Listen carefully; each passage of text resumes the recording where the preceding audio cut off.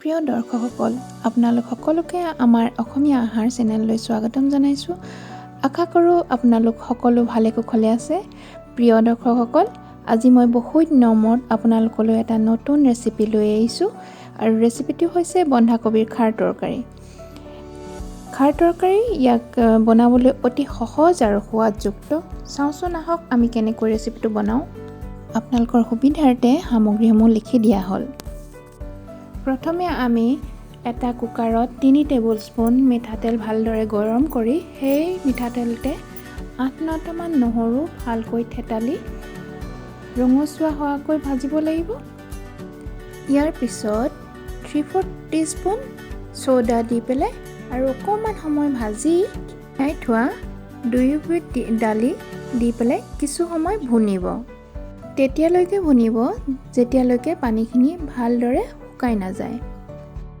ইয়াৰ পিছত কাশ্মীৰী মিৰ্চ পাউডাৰ দিব 3/4 টিস্পুন, নিমখ দিব 1 টিস্পুন।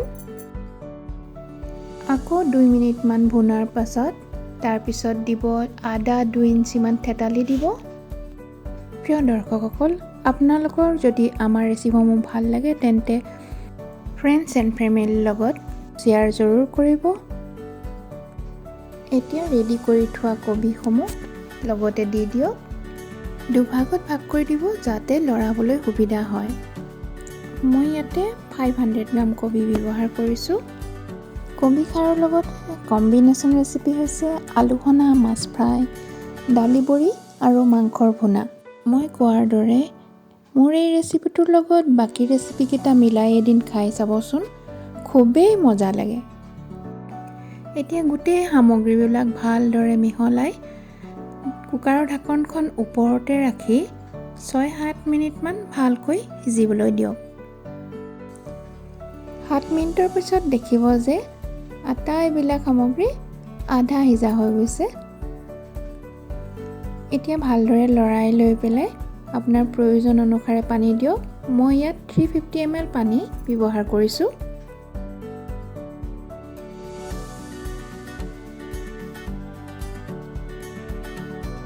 এতিয়া কুকাৰৰ ঢাকনখন লগাই হাই ফ্লেমত 2টা হুইচেল দিয়ক আৰু লগে লগে গেছটো অফ কৰি দিব।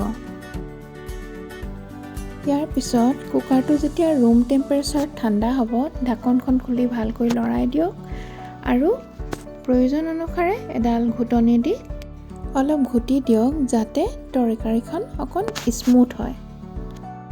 ইয়াৰ পিছত খাৰ তৰকাৰীখনৰ অকণ সুগন্ধি বঢ়াবলৈ তাৰকা দিম। তাৰকা দিবলৈ 2 টেবুল স্পুন মিঠাতেল গৰম কৰি তাত 5-6টামান নহৰু থেতালা, আধা চাহ চামুচ মেথি গুটি দি তৰকাৰীখনত তাৰকা দি দিয়ক। এতিয়া ৰেচিপিটো গৰম ভাতৰ লগত পৰিৱেশন কৰিবলৈ ৰেডি হৈ গ'ল। ভিডিঅ'টো চোৱাৰ বাবে আপোনালোক সকলোকে বহুত মোৰ ফালৰ পৰা ধন্যবাদ।